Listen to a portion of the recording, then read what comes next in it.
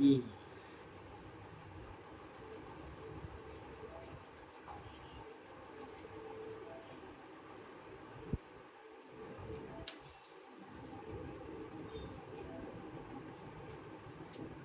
జీవితంలో చిన్న చిన్న తప్పులు చేస్తా ఉంటాం.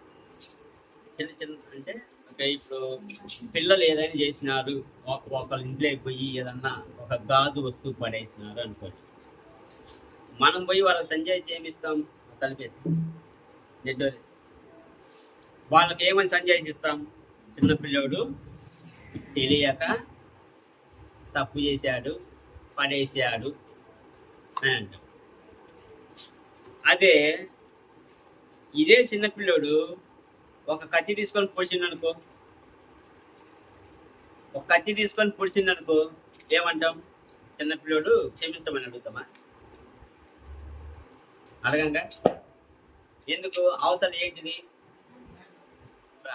అంటే అవతల వారికి ఎంత నష్టాన్ని చేకూరుస్తుందో దాన్ని బట్టి అది తప్పు లేదంటే పాపం పెద్దదిగా అంటే పరిగణిస్తాం మనం, అంతేనా?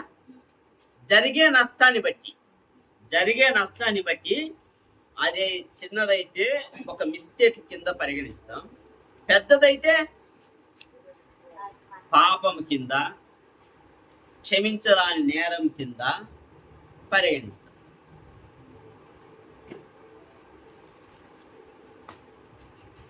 చీటింగ్ అంటే ఏంటిది? మోసం. కరెక్ట్. చీటింగ్ అంటే మోసం. ఈ మోసం మిస్టేక్ కాదు, అది నీ ఎంపిక. నువ్వు ఒకరిని మోసం చేస్తున్నావు అంటే నువ్వు తప్పు చేసినట్టు కాదు, నేరం చేసినట్టు. ఆ నేరం నువ్వు ఎంచుకున్నదై ఉంటుంది. నువ్వు యాక్సిడెంటల్గా చేయట్లే, దారిని పోతుంటే కాలు జారి పడ్డట్టు కాదు. దీనికి నీ తలంపులు ఉంటాయి, నీ ఆలోచనలు ఉంటాయి, నీ ప్రణాళికలు ఉంటాయి. ఎన్నో రోజుల నుంచి దానికి నువ్వు పోషిస్తా ఉంటావు లోపల. Cheating is not your mistake, it is your choice. అర్థమవుతుందా? ఇది సోషల్ మెసేజ్ అనుకునేవాళ్ళు అనుకోవాలండి. ఇట్ ఈస్ స్పిరిచువల్ మెసేజ్, ఆత్మీయంగా ఇచ్చే సందేశమే.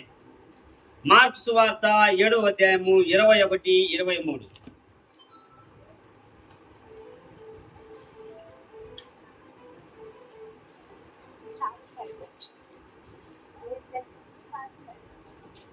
మార్కు సువార్త 7వ అధ్యాయము 21వ వచనము 23 వరకు చదవండి.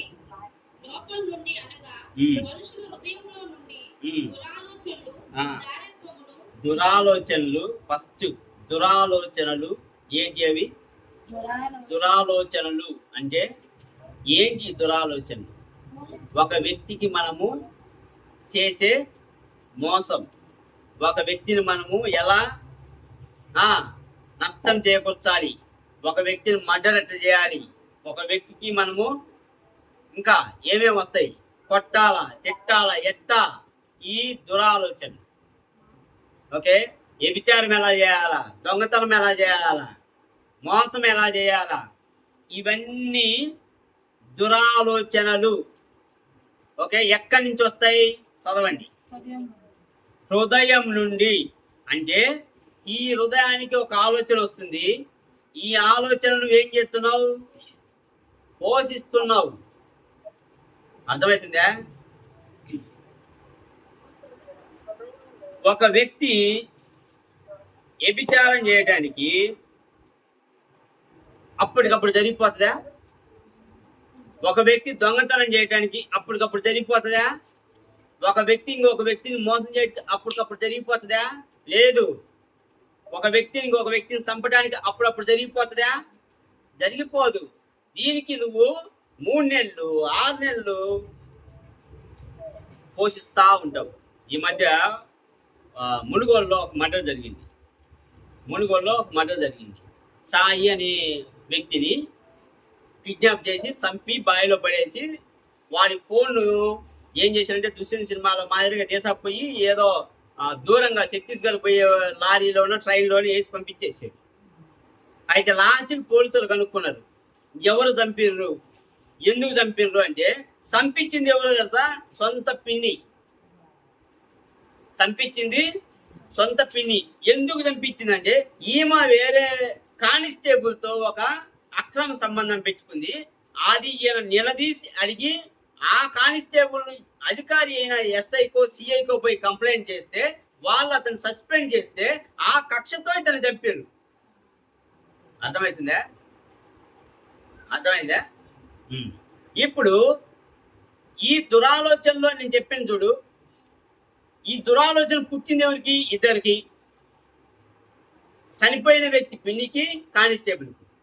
వీళ్ళిద్దరికి పుట్టిన తర్వాత వీళ్ళిద్దరు పట్టుబడ్డారు. వీళ్ళు పట్టుబడిన తర్వాత ఏం జరిగింది? మమ్మల్నే పట్టుకొని మమ్మల్నే పోలీస్ స్టేషన్ తీసుకుపోయి మా మీదనే కంప్లైంట్ ఇస్తావా అని చెప్పి ఇతన్ని కిరాయి గూండాల చేత కిడ్నాప్ చేయించి చంపించి బావిలో పడేసి వాడి ఫోన్ ఎక్కడికో తీసుకెళ్లి చేసేదని చేసారు. వీటన్నిటికు ఎన్ని రోజుల సమయం పట్టి ఉంటుంది వాడిని చంపడానికి? అప్పటికప్పుడు చంపుతారా? వీడి సంగతిని చూసుకోవాలి. వీడు ఎప్పుడు దొరుకుతాడా, ఎక్కడ దొరుకుతాడా నువ్వు ఆలోచిస్తూనే ఉంటావు. ఒక వ్యక్తిని మర్డర్ చేయాలి అంటే 10 రోజులు రెక్కి నిర్వహించి స్కెచ్ చేసి ఎక్కడ దొరుకుతాడు, ఏం పని చేస్తాడు, ఇవన్నీ నువ్వు ఇది నీ మిస్టేక్ కాదు, ఇది నీ ఎంపిక. సో దురాలోచనలు జాగ్రత్తగా ఏమేమి ఉన్నాయి చూడండి.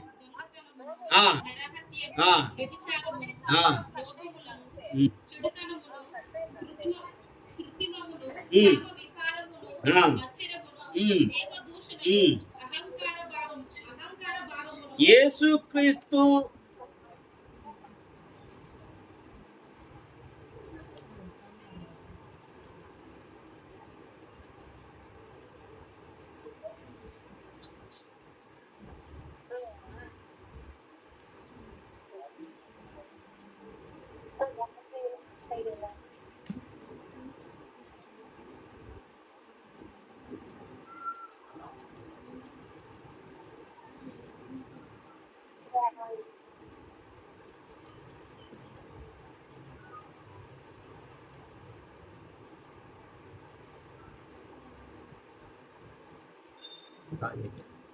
యేసుక్రీస్తు మనకు బోధించేది ఏందో తెలుసా?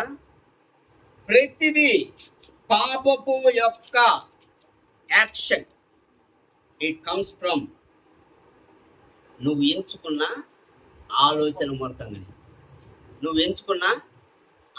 మూర్ఖంగానే. అందుకే మీట్లో పెట్టండి. మీట్లో పెట్టడానికి వస్తే అర్థమా మీకు? ఉంచండి, మాట్లాడుకున్నా పర్లేదు.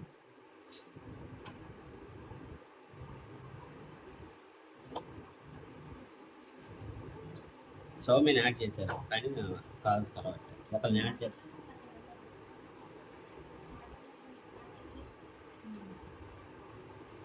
ఏ సౌమ్య ఇక్కడికే అక్కడికి 630369. ఒక్క నిమిషం ఒకరిని యాడ్ చేసి మళ్ళీ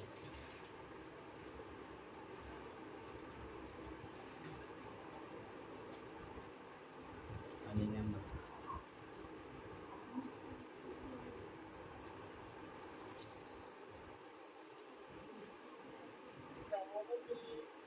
నెంబర్ దీంట్లో ఉందా? మరి కాల మనం పింగ్ చేస్తా అంటే చేసా 2 సార్లు.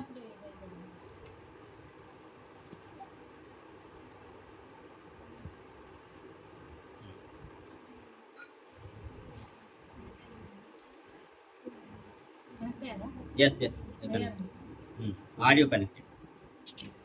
మార్క్స్ వార్త 7వ అధ్యాయంలో యేసుక్రీస్తు మనకు క్లియర్గా చెప్పేది ఏంటంటే నీ ఆలోచనలు ఇట్ కనెక్ట్ టు నీ కోరికలుగా మారిపోతున్నాయి. నీ ఆలోచనలు ఎలా మారుతున్నాయి? నీ దురాలోచనలు నీ కామ కోరికలుగా మారిపోతున్నాయి.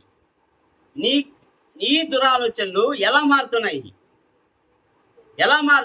ఒక్కోటి జారత్వము, జారత్వానికి. దొంగతనములు, ఇవన్నీ నీ హృదయం నుండి వచ్చి నువ్వు ఎవరిని మోసం చేస్తున్నావు? మొదటిసారిగా దేవుణ్ణి.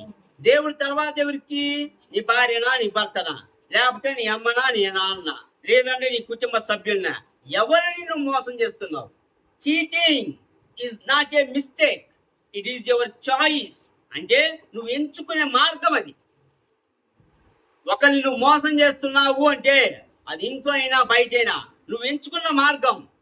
నేను తెలియజేసినాను అంటే అది వర్కౌట్ కాదు. 3 నెలల నుంచి నువ్వు తెలియకుండా చేస్తుంటావా? 6 నెలల నుంచి నువ్వు తెలియకుండా చేస్తుంటావా? సంవత్సరం నుంచి నువ్వు తెలియకుండా చేస్తుంటావా? అది నమ్మచ్చా? నమ్మటానికి ఆస్కారం ఉంటుందా? ఎందుకు? నీకు హృదయంలో నడుస్తా ఉంది. గుర్తుపెట్టుకోండి,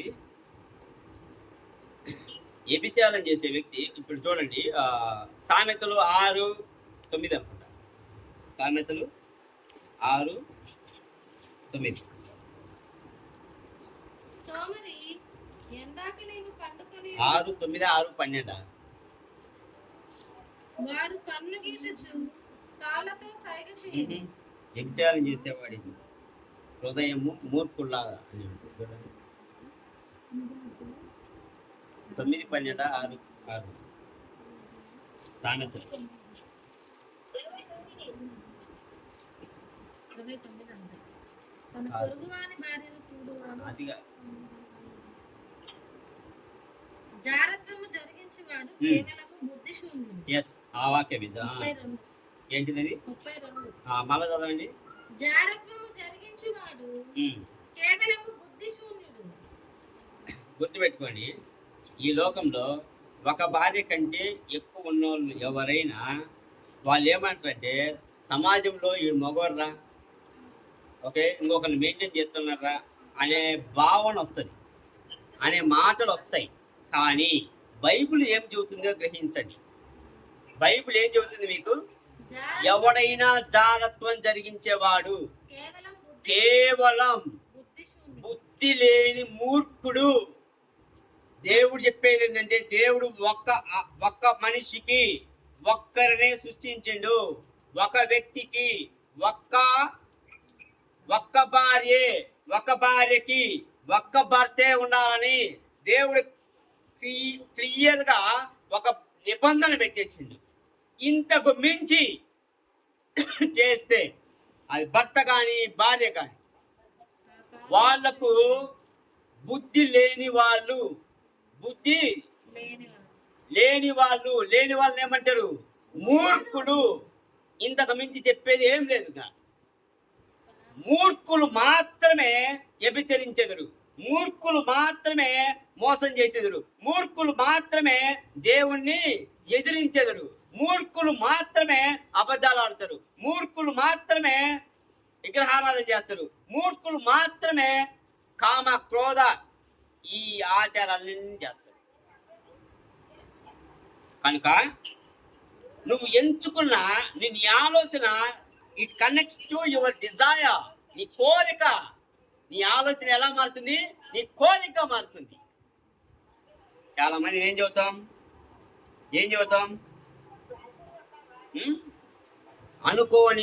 అనుకోని సంఘటన వల్ల నేను చేసినాను అంటే దేవుడు నీకు ఒక మనసు ఇచ్చుంటాడు.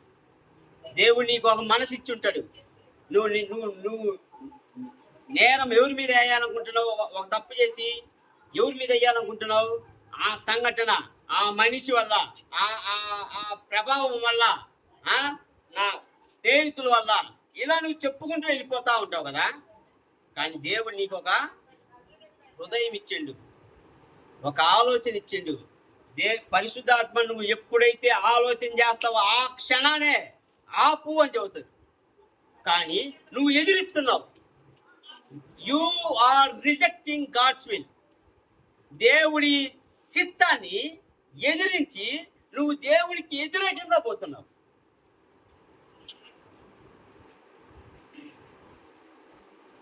కనుక ఎవరైనా ఈ పనులు మార్క్స్ వార్త 7:21-23 చేసే ప్రతి ఒక్కరు మూర్ఖులతో సమానం. యాకోబు రాసిన పత్రిక 4:17.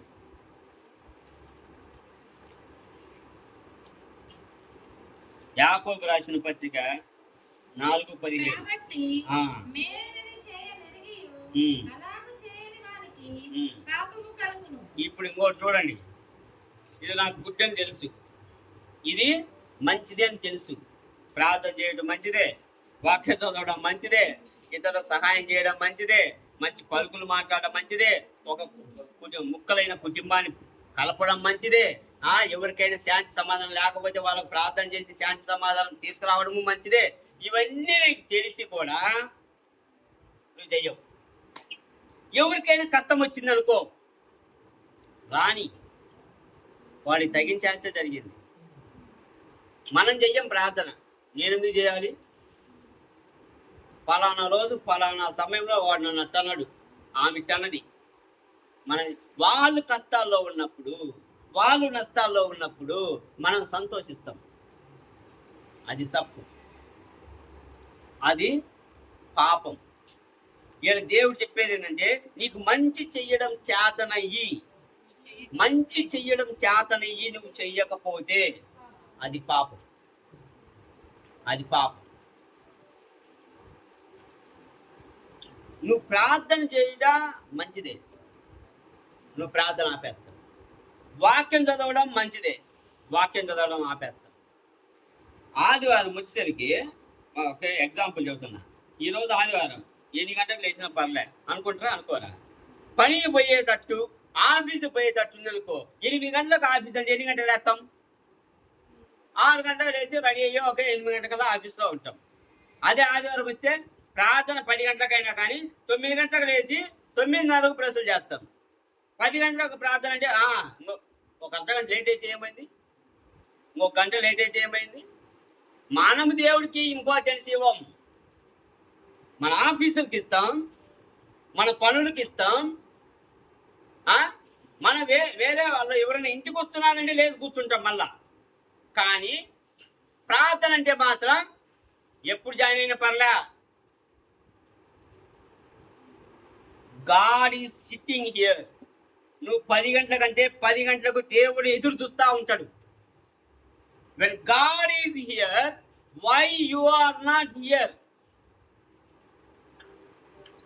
నీకు మంచి ఉదయాన్నే లేచి బైబుల్ చదవమంటే మనం బైబుల్ చదవం. అదే టీవీలు పెట్టి ఫోన్లు తీసుకొని రీల్స్ పైకి తిప్పమంటే తిప్పుతాం. ఇన్స్టాగ్రామ్లు, ఫేస్బుక్లు తిప్పు, పోతా ఉంటుంది, రోజంతా పోతా ఉంటుంది. Instagram, reels. అదే 6 గంటలకు సన్ రైజ్లో ఒక రీల్ చేయమని చెప్పు, అప్పుడు లేస్తాం, మళ్ళా ఒక రీల్ చేసి పెడతాం. కానీ బైబుల్ చదవటానికి మాత్రం ఏముంది? బైబిల్లో ఏం చదవాలా? ఏం చదవాలా? ఇదే కదా ఆలోచన. It is a God's word, దేవుని మాట. ఈ మాటకు జీవం ఉంది, ఈ మాటకు జీవం ఉంది. ఈ మాట నువ్వు చదివితే, నువ్వు తీసుకుంటే నీలో జీవ నదిని ప్రవహింపజేస్తాడు దేవుడు. అది వాక్యానికి ఉన్న శక్తి.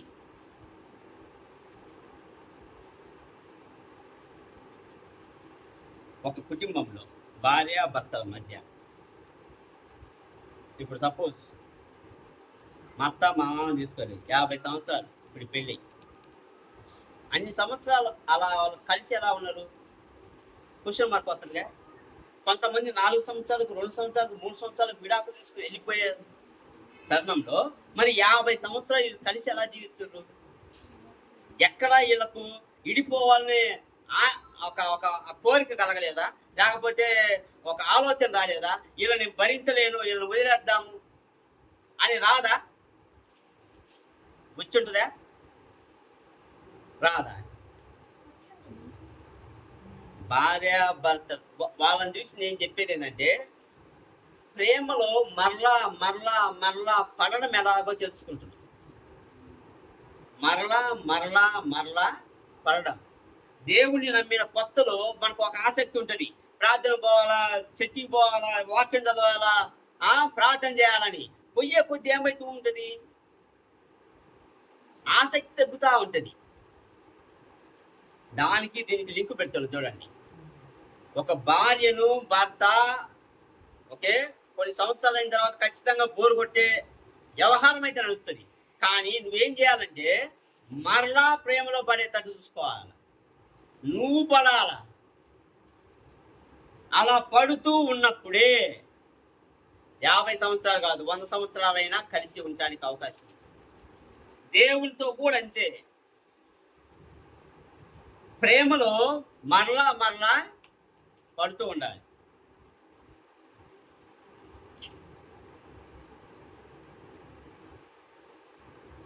దీన్నే ఇప్పుడు యాకోబు రాసిన పత్రిక 4:17 చెప్పేది ఏమని, మంచిది మేలైనది ఇదే. ఓకే, నువ్వు నాకు బోరు కొట్టింది కదా అని నేను నా కుటుంబాన్ని వదిలి బయటికి పోకూడదు. నా ఇంట్లో ఉన్న భార్యను భర్తను వదిలి నేను బయట ప్రేమను ఎత్తుక్కోకూడదు. నేను ఎత్తుక్కోవాల్సింది ఇక్కడే, నేను చూపించాల్సింది ఇక్కడే, బతకాల్సింది ఇక్కడే. దేవుడు ఒక నిబంధన పెట్టి, ఆ నిబంధన ఏంటంటే ఒక భర్తకు ఒక భార్య మాత్రమే, ఒక భార్యకు ఒక భర్త మాత్రమే.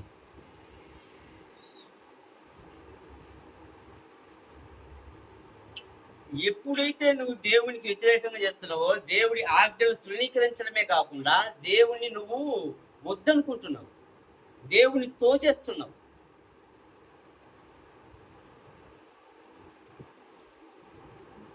మోసం చెయ్యడము అనేది నువ్వు హృదయపూర్వకంగా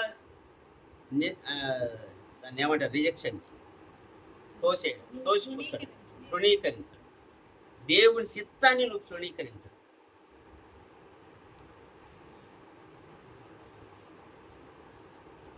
అయితే వీటన్నిటికు జరగబోయే పరిణామాలేంటి? దేవుడు ఊరుకుంటాడా? నీకు తెలిసి నువ్వు తప్పు చేస్తా ఉంటే దేవుడు చూస్తూ ఉంటాడా? మన ఇంట్లో ఉన్న మన పిల్లలే ఏదైనా తెలిసి తప్పు చేస్తున్నారు అంటే 4 దెబ్బలు వేస్తామా? తెలిసి తప్పు చేస్తే నీకు అది తెలుసు, నువ్వు ఎందుకు చేస్తున్నావు. మట్టి తినకూడదని తెలుసు చిన్నప్పుడే, ఒక పిల్లలు ఒక 2 సంవత్సరాలు, మరి ఎందుకు తింటున్నావు అని ఒక దెబ్బ వేస్తాం. ఓకేనా? పలానా చోటే పోకూడదు అని తెలుసు, ఎందుకు పోయినావని దెబ్బేస్తాం. మరి దేవుడు దెబ్బేయడా? దావీదు తన రాజమందిరం పైన ఎక్కిండు చూసిండు. First it is a mistake అనుకుందాం.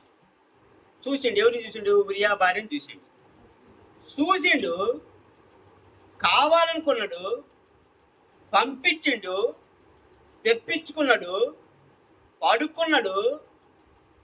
తర్వాత పర్మనెంట్గా కావాలనుకున్నాడు, ఉరియాను చంపించేసాడు. మీకు షార్ట్లో చెప్పేసింది మొత్తం, అర్థమవుతుందా? కాకపోతే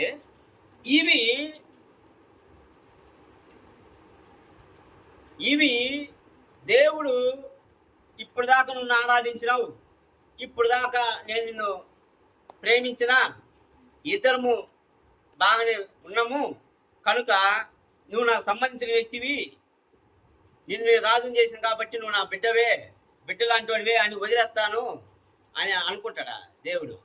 దేవుడు ఎప్పుడైనా నీతిమంతుడే. దేవుడు నీతిమంతుడే. ఏం చేసిండు దావీదుని? దావీదుకు జరిగిన పరిణామాలు ఏంటి? తన కన్న కొడుకు తన కన్న కూతుర్ని పాడు చేసాడు. ఇంకొక కన్న కొడుకు వచ్చి ఈ కన్న కొడుకుని చంపేసిండు. తన కన్న కొడుకే రాజ్యం కోసం తను వెంబడించిండు. అంటే ఇంతమంది కన్న కొడుకులా అని అనుకోమాకండి. ఆయనకు 8 మంది భార్యలు. 8 మంది భార్యలకు ఎంతమంది పుట్టింటారో అర్థం చేసుకోండి. 8 మంది భార్యలు. ఒక భార్యకు పుట్టిన కొడుకు ఇంకొక భార్యకు పుట్టిన కూతుర్ని పాడు చేసిండు. ఇంకో ఆ పిల్ల అన్న వచ్చేసి పాడు చేసిన వాడిని చంపేసిండు. ఇంకొక భార్యకు పుట్టిన కొడుకు నాకు రాజ్యం కావాలని తననే చంపాలని ప్రయత్నం చేసిండు. అడవులెంబడి పారిపోయిండు. బువ్వ లేదు, తాగటానికి నీళ్ళు లేవు, బయటకు వచ్చే చంపుతారు, గుహల్లో పడుకోవాలి, ఎలకలు, సింహాలు, మంచు ఎట్టుపోవాలి. ఒకప్పుడు రాజమందిరంలో రాజ బల్ల దగ్గర శుభ్రంగా భోంచేసి చల్లగాలికి ఎన్నెల్లో పడుకునే వ్యక్తి ఇప్పుడు అడవులు పాలైపోయింది. చేసిన ఒక్క పాపము ఎంటాడుతూనే ఉంటది. నువ్వు ఎంత కాలమైనా పర్లేదు, ఇప్పుడు నేను పాపం చేస్తే రేపు నరకానికి కదా పోయేది, అది ఉన్నదో లేదో ఎవరికి తెలుసు, కనుక నేను ఇప్పుడు నాకు చేతనైనంత వరకు నేను పాపం చేసి నేను వెళ్ళిపోతా అని అనుకుంటే నో, దేవుడు నిన్ను అలా వదిలిపెట్టాడు. ఈ భూలోకంలో ఉన్నప్పుడే నీ చేత పడరాని పాటలని పడేటట్టు చేస్తాడు. నీ మూలకంగా నీ కుటుంబము నాశనం అయిపోతుంది. నిన్ను నీ వల్ల నీ కుటుంబానికి శాపం వస్తుంది. నువ్వు చేసిన ఒక్క తప్పు వల్ల కాన్సిక్వెన్సెస్ అంటే పరిణామాలు అనేవి నిజంగా జరుగుతాయి. దేవుడు జరగకుండా వదిలిపెట్టాడు. ఎందుకు? నువ్వు తెలిసి చేస్తున్నావు. మోసం అనేది నీ హృదయంలో నుండి పుట్టిన ఆలోచన. దాన్ని పెంచి పోషించి దాన్ని ఒక ప్లాన్ వేసుకొని చేస్తున్నావు. ఎగ్జాంపుల్ చెప్పండి, అందరికీ తెలిసిన విషయమే. ఒక ఆడ మగకు ఒక అక్క సంబంధం ఒక్క రోజులో పడుతుందా? 3 నెలలు పడుతుంది. అంటే ఆ 3 నెలలు నువ్వు ఏమేమి ప్లాన్ వేస్తుంటావు? దేవుడు ఒక పక్క నీకు చెవులు చెబుతూనే ఉంటాడు. ఏమని? వద్దురా వద్దురా వద్దురా వద్దురా వద్దురా, నో, నువ్వు ఆగు, నా పని నేను చేసుకొని. దేవుడి చిత్తాన్ని, దేవుడి వాయిస్ని, దేవుడి స్వరాన్ని కూడా నువ్వు ధిక్కరించి నువ్వేం చేస్తున్నావు? దేవుడికి వ్యతిరేకంగా పరిగెడుతున్నావు. ఏదైనా ఈ ఫేస్బుక్లో చాట్లు కానీ, ఇన్స్టాగ్రామ్లో చాట్లు కానీ, ఏదైనా కానీ నువ్వు తల్లిదండ్రులకు తెలియకుండా, భార్యకు తెలియకుండా, భర్తకు తెలియకుండా చేస్తున్నావు అనుకో, కానీ గాడ్ విల్ కాచ్ యూ. దేవుడు పట్టుకుంటాడు. పట్టుకున్న రోజు దాని పరిస్థితి పెద్దదిగా ఉంది. దాని పరిస్థితి ఏదో ఒక రోజు అది బయటికి రాకుండా అయితే నిన్ను వదిలిపెట్టదు. అందుకే గలేషియన్ రాసిన పత్రిక 6:7 చాలా జాగ్రత్త చదవండి. గలేషియన్ రాసిన పత్రిక 6వ అధ్యాయం 7వ వచనం. మోసపోకుడి, దేవుడు వెక్కిరింపబడడు. మోసపోకుడి, దేవుడు ఎక్కిరింపబడడు. మనుషుడు ఏ పంటను విత్తునో ఆ పంటనే కోయును. నువ్వు ఏ విత్తుతావో అదే కోస్తావు బిడ్డ. నువ్వు వరేస్తే వరే కోస్తావు, శనగేస్తే శనగే కోస్తావు, కందేస్తే కందే కోస్తావు. పిచ్చి చెట్లే వేసినావు అనుకో, పిచ్చి కాయలే కోస్తావు. దేవుడు మోసపోకండి. అంటే ఎవరు మోసపోవాల్సిన అవసరం లే. దేవుడు ఎక్కిరింపబడ్డు. ఓకే, దేవుడి ఇప్పుడు ఒక భూలోకంలో ఉన్నంతసేపు నువ్వు ఒకరు కళ్ళు కప్పి నువ్వు చెయ్యొచ్చు ఎన్నైనా, కానీ దేవుడు మొత్తం చూస్తూ ఉంటాడు. వాక్యం ఏం చెబుతుంటుంది? నేను ఆకాశం నుండి ప్రతి మనుషుని హృదయాన్ని నేను పరిశీలించేదను. మనుషుని హృదయాన్ని, నీ హృదయంలో ఇటువంటి తలంపులు, నువ్వు ఇక్కడ నుండి నువ్వు చేసే ఆలోచనలు ఏంటి, నీ బ్రతికే విధానం ఏంది, ప్రతి ఒక్కటి నేను గమనిస్తుంటా, వాటికి తగ్గట్టుగానే ప్రతిఫలం ఇస్తా. నేను ఎదురుని అనుకోమాకండి. మీరు అలా అని మీరు మోసపోకుడి. నేను ఎదురుని అనుకొని మీరు మోసపోకుడి. మీకు తగ్గ ప్రతిఫలము దేవుడు ఇస్తాడు. ఇదేం చేస్తుందంటే, ఇందాక నేను చెప్పినట్టుగా, మోసం అనేది నీ కుటుంబంలో ఉన్న వ్యవస్థను నాశనం చేస్తుంది, నీ పరువుని తీసేస్తుంది, నీ పరువు పోతుంది, తర్వాత నీ ఆత్మ నరకానికి పోతుంది. ఏమేం పోతాయి? ఒకటి, నీ కుటుంబ పరువు పోతుంది. రెండోది, నీ కుటుంబం వ్యవస్థ నాశనం అయిపోతుంది. తర్వాత నీ ఆత్మ నరకానికి పోతుంది. మోసపోకుడి. మోసం మీరు చెయ్యకుండా బతకండి. దేవుడు ఎక్కిరించబడు. దేవుడు ఎక్కిరించబడడు. దేవుడు చూస్తూనే ఉంటాడు. దేవుడు గమనిస్తూనే ఉంటాడు. దేవుడు మిమ్మల్ని ఒక కన్ను మీ మీదనే ఉంటుంది. కనుక అయితే ఇన్ని ఉన్నాయి కదా, మరి దీనికి పరిష్కారం ఏం లేదా? పరిష్కారం ఏం లేదా?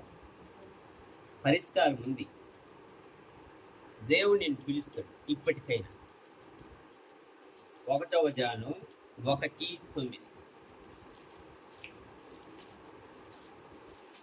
మీరు ఇంటురా మాట్లాడుతున్నారా?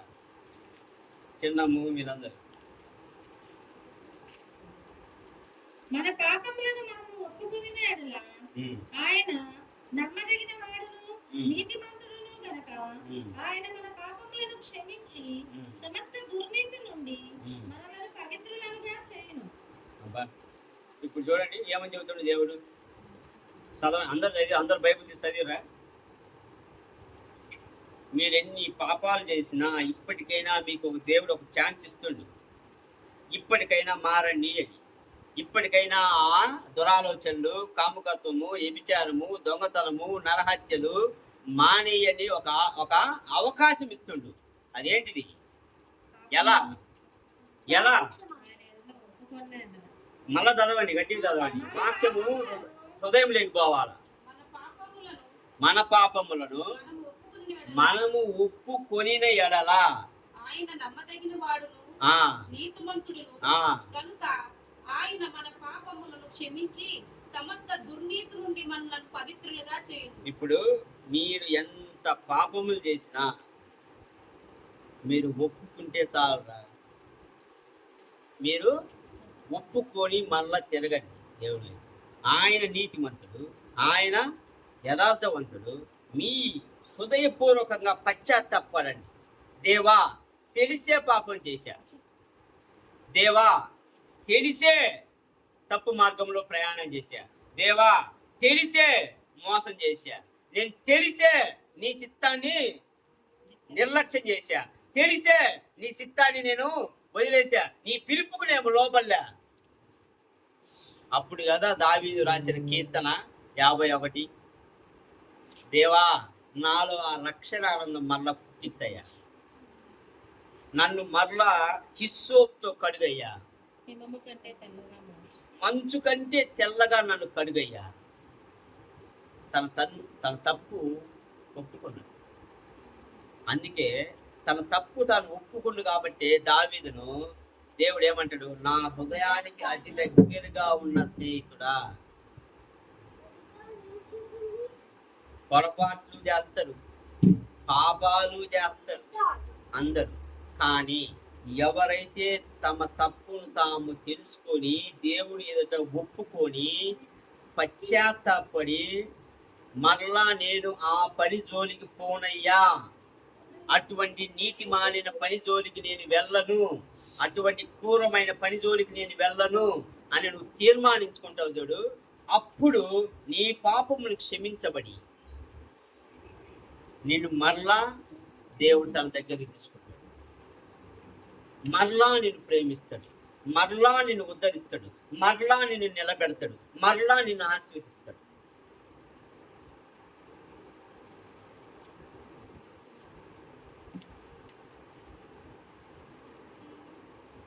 నాతాను వెళ్ళి దావీదు దగ్గర నువ్వు తప్పు చేశావు అంటే, అవును ప్రభువా నేను తప్పు చేశాను. అదే మనం ఎవరైనా తప్పు చేసిన మీరు మీరు నువ్వు తప్పు చేసినావు కదా అని అంటే, ఫస్ట్ ఫస్ట్ బొంకేదే నేను ఎప్పుడు చేసిన రుజువులు చూపించినాం అనుకో, ఏమంటారు మళ్ళా దాని మీద నెపము, దీని మీద నెపము, వాడి మీద నెపము, ఆ సంఘటన దాని మీద నెపము. మనం ఒప్పుకోము.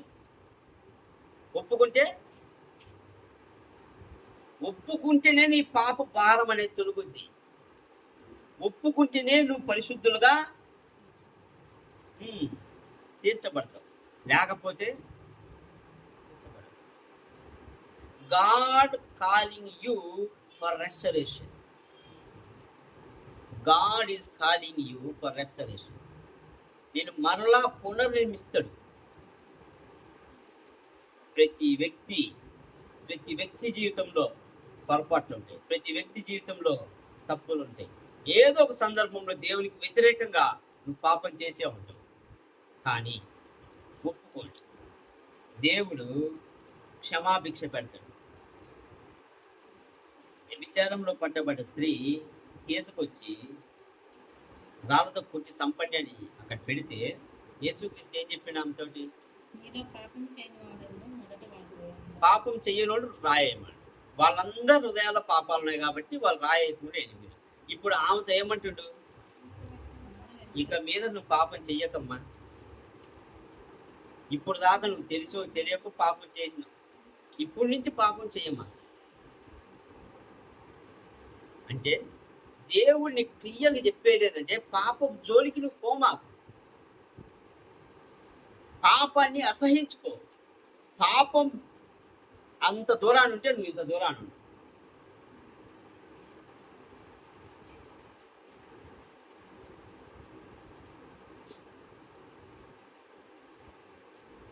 Cheating is a choice, but what is the loyalty?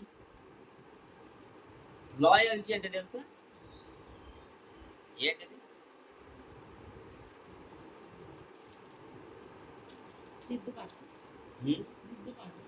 మీ యజమానులకు దాసులు ఎలా ఉండమని చెప్పిండు?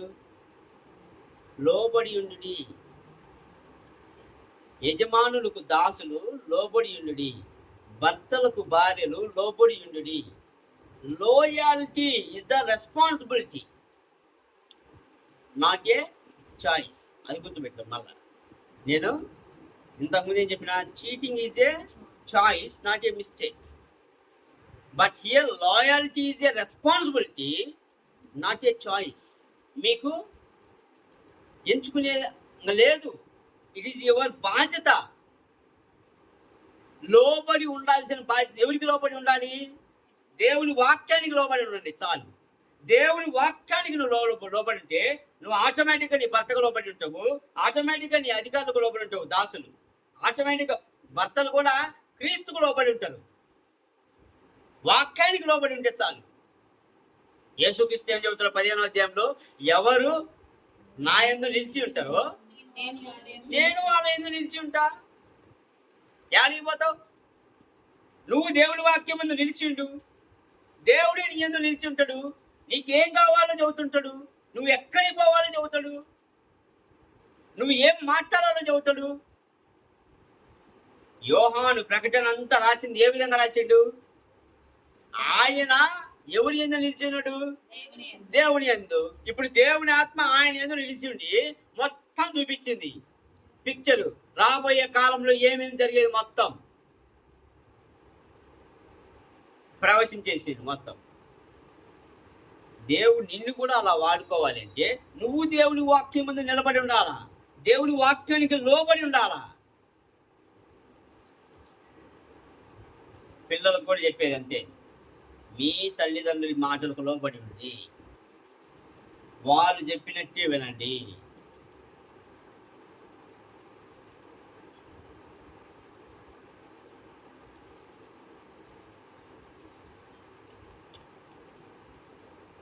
దేవుడు ఎప్పుడైతే ఇందాక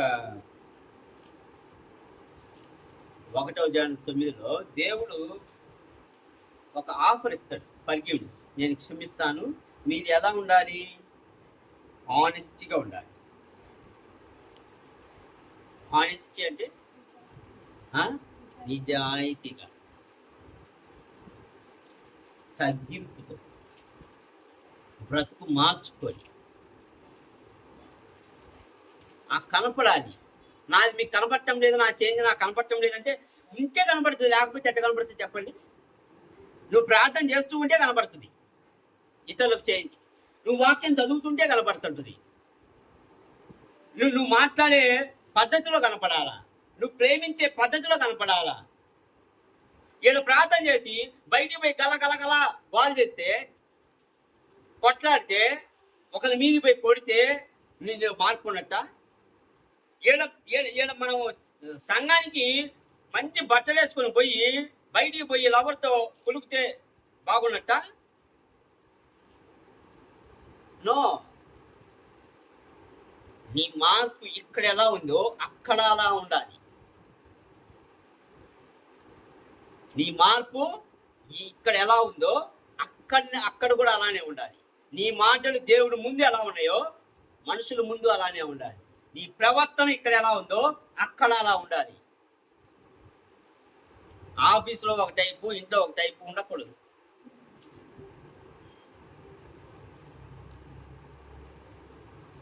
భర్త లేనప్పుడు ఒక టైపు, భర్త ఉన్నప్పుడు ఒక టైపు ఉండకూడదు. భార్య లేనప్పుడు ఒక టైపు, భార్య ఉన్నప్పుడు ఒక టైపు ఉండకూడదు. పిల్లలు ఉన్నప్పుడు ఒక టైపు, పిల్లలు లేనప్పుడు ఒక టైపు ఉండకూడదు.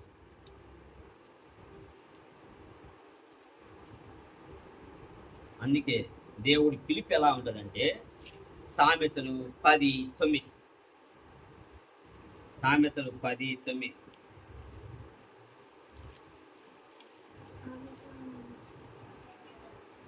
యథార్థముగా ప్రవర్తించువాడు నిర్భయముగా ప్రవర్తించును. ఏనండి, యథార్థముగా ప్రవర్తించువాడు ఎటువంటి భయము లేకుండా. వీడికి ఏ భయం ఉండదు. ఎందుకు? వీడు దొంగతనం చేయడు, వీడు వ్యభిచారం చేయడు, వీడు మోసం చేయడు, వీడు గ్రహారాధన చేయడు, వీడు ఏం చెయ్యడు. వీడు మాత్రం యథార్థవంతంగా ఉంటాడు. భయమే పడ్డు ఏం చేస్తాడు? నిర్భయముగా ప్రవర్తిస్తాడు. అరే నేను తీయలేదంటే నేను తీయలేదు, నేను మాట్లాడలేదంటే మాట్లాడలేదు, నేను చెప్పలేదంటే చెప్పలేదు. అమ్మ తోడు అయ్య తోడు అని ఉండదు. చెప్పలేదు అంటే చెప్పలేదు అంతే, మనం వేరే మాట్లాడకూడదు. యథార్థవంతుడు దేవుడు ఇష్టమైన వ్యక్తి. దేవుడికి యథార్థవంతుడు. ఎవరైతే యథార్థవంతంగా నడుచుకుంటారో వాడిని దేవుడు ప్రేమిస్తాడు. వీళ్ళ ప్రవర్తన ఎక్కడికి పోయినా ఒకే విధంగా ఉంటుంది. వీళ్ళు ఒంటరికి ఉన్నా ఒకే విధంగా ఉంటుంది, 10 మందిలో ఉన్నా ఒకే విధంగా ఉంటుంది.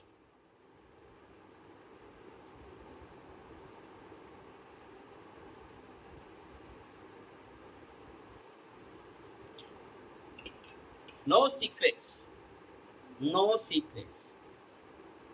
నా ఫోన్లో కానీ, నా ల్యాప్టాప్లో కానీ, నా జీవితంలో కానీ సీక్రెట్స్ ఉండవు.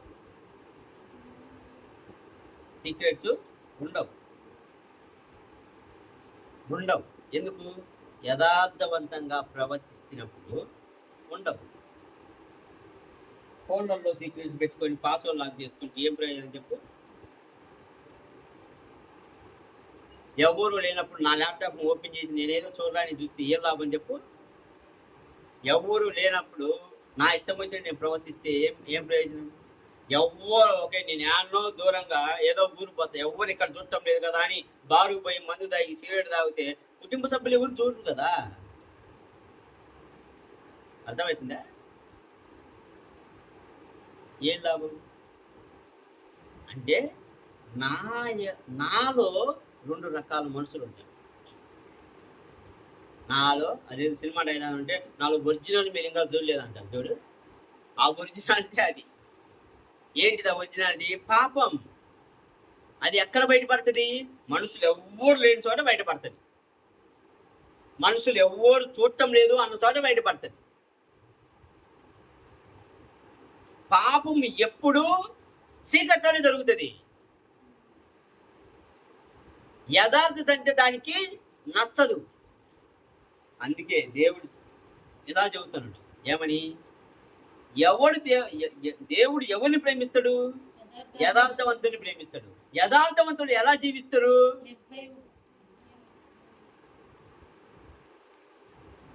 ఫోన్లో పాస్వర్డ్లు లాకులు ఉండవు. లాకులు పెట్టుకోవచ్చు, కానీ కుటుంబ సభ్యులకు తెలిసే ఉంటుంది. ఎందుకు? ఫోన్పేలు, జీపేలకు లాకులు పెట్టుకోవడంలో తప్పు లేదు, పాస్వర్డ్ పెట్టుకోవడంలో తప్పు లేదు, కానీ కుటుంబ సభ్యులకు అవి తెలిసే ఉండాలి.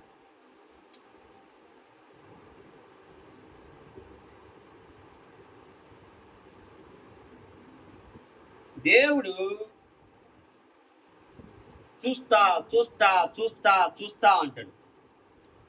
సామెతలోని ఇంకో చోట అంటాడు, ఏమని? ఎన్నిసార్లు గద్దించినా ఈనని వారికి హఠాత్తుగా ఏం సంభవిస్తుంది అంటే దాని మూలకంగా కుటుంబం విచ్ఛిన్నమవుతుంది, కుటుంబం దెబ్బతింటది. పాపం చేసే వాళ్ళకి ఎవరు సపోర్ట్ చేసినా వాళ్ళది కూడా అదే పరిస్థితి. ఎవరు అనుకూలంగా మాట్లాడినా వాళ్ళది అదే పరిస్థితి. ఎందుకు? వాళ్ళు నడిచే దారిలోనే వీళ్ళు నడవాలి అనుకోండి.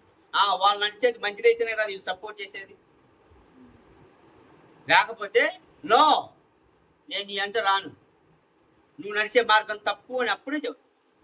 నువ్వు నడిచేది మంచిది కాదు, నువ్వు ప్రవర్తించే తీరు మంచిది కాదు, నీ మాటలు సరిగా లేవు, నీ ప్రవర్తన సరిగా లేదు అని చెప్పినప్పుడు అవతల వ్యక్తి వినాలి.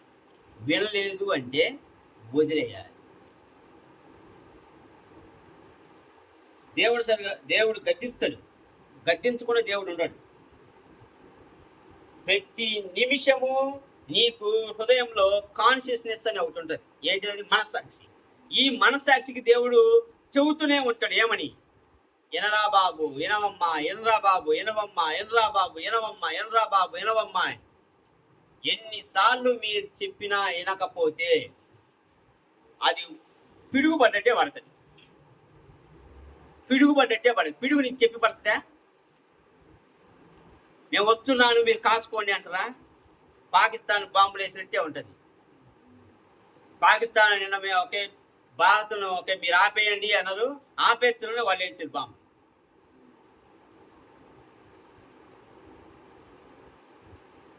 అంటే చెప్పకుండా హఠాత్తుగా పిడుగు పడితే మనం తిప్పుకోలేం. కానీ దేవుడు నిన్ను పిలిచేది ఎందుకంటే నీ పాపమును క్షమించి నిన్ను సంరక్షించి నిన్ను పరలోకానికి తీసుకుపోవాలనే ఉద్దేశంతో యేసుక్రీస్తు శిలువ మీద కాల్చిన రక్తం మూలకంగా నిన్ను మళ్ళా కడిగి తీర్చిదిద్ది నిన్ను తన బిడ్డగా చేర్చుకోవాలనే తపన నీకు ఇన్ని అవకాశాలు ఇచ్చాయి. ఇప్పటికీ నువ్వు మారకపోతే మీరు హృదయాన్ని మీరు పరీక్షించుకోండి. నేను నిజంగా వాక్య ప్రకారం నడుస్తున్నా లేదా? దేవుని ప్రేమలో నేను కొనసాగుతున్నా లేదా? చిన్న పెద్ద తారతమ్యం నాకు అసలు వద్దు.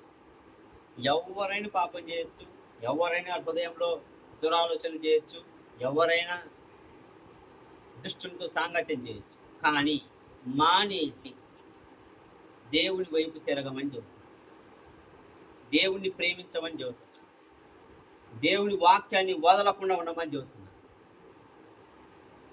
నేను చెప్పింది ఏంటంటే, నువ్వు మోసం చేస్తున్నావు ఒకరిని అంటే అది తప్పు కాదు, అది నీ ఎంపిక, అది నువ్వు ఎంచుకున్నావు. ఎంచుకొని నెలలు సంవత్సరాలను బట్టి నువ్వు మోసం చేస్తున్నావు. ఫస్ట్ నువ్వు చేసేది మోసం ఎవరిని? దేవుణ్ణే. మొట్టమొదటిగా నువ్వు చేసేది దేవుని వాక్యాన్ని తృణీకరిస్తున్నావు. మనుషుని తర్వాత మొట్టమొదటిగా నువ్వు చేసేది దేవుని చిత్తానికి వ్యతిరేకంగా పోతున్నావు. దేవుని వాక్యాన్ని తృణీకరిస్తున్నావు. నీ జీవితంలో ప్రార్థన అనేదే లేదు. ఇలా నువ్వు ప్రవర్తించి మళ్ళా అది నాది జస్ట్ మిస్టేక్ అంటే దేవుడు చూస్తూ ఊరుకో. దేవుడు చూస్తూ ఊరుకో. దేవుడికి కావాల్సింది ఏంటంటే ఇప్పుడు నీ నిజాయితీ, దేవుడికి కావాల్సింది నీ యథార్థత, దేవుడికి కావాల్సింది నీ పరిశుద్ధత, దేవుడికి కావాల్సింది నీ వాక్యాను పఠనం, నీ ప్రార్థన, నీ పశ్చాత్తాపం. ఇవి దేవునికి కావాలి నీ నుంచి. కనుక మీలో ఎవరైనా అటువంటి తప్పులు దేవునికి వ్యతిరేకంగా చేసి ఉన్నట్లయితే మీ హృదయాల్లో ఉన్న ప్రతి చెడును తొలగించమని దేవుణ్ణి పశ్చాత్తాపరండి. దేవుణ్ణి అడగండి, క్షమించమని అడగండి. యోహాను రాసిన 1వ పత్రిక ఇందాక మనం 9వ వచనము కాదు, మొదటి యోహానులో చెప్పిన దాని ప్రకారం దేవుడు క్షమిస్తాడు. దేవుడు మరలా నిన్ను తన బిడ్డగా స్వీకరిస్తాడు. దావీదు మాదిరిగా మీరు క్షమాపణ అడగాలి. ఎలా? దేవా, ఆ రక్షణ ఆనందం నాకు మరలా పుట్టించు, నన్ను మరలా కడుగు, శాంతి సమాధానం నాకు దయచేయి. It is a altar call. మీరు ఎవరున్నా 2 నిమిషాలు టైం తీసుకున్నా మీ క్షమాపణలు మీరు దేవుని అడగండి, పశ్చాత్తాపం పొందండి. దేవుని మరలా దేవా నా తప్పులు క్షమించి నన్ను నీ బిడ్డగా చేసుకో అని అడగండి. 2 నిమిషాలు మీరు కళ్ళు మూసుకొని మీరు హృదయాన్ని పరీక్షించుకొని మీరు దేవుని అడిగి తర్వాత నేను ప్రార్థన చేస్తాను.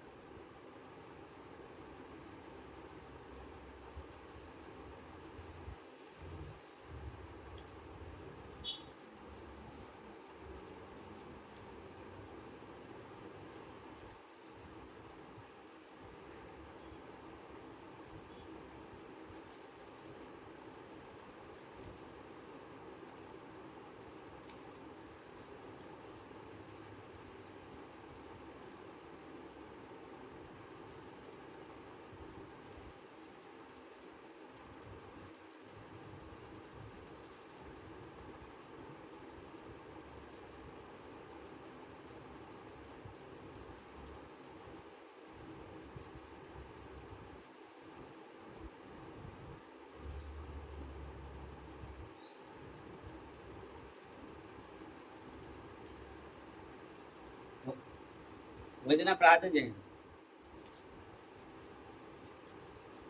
అమ్మో పెద్దమ్మ ఉందే.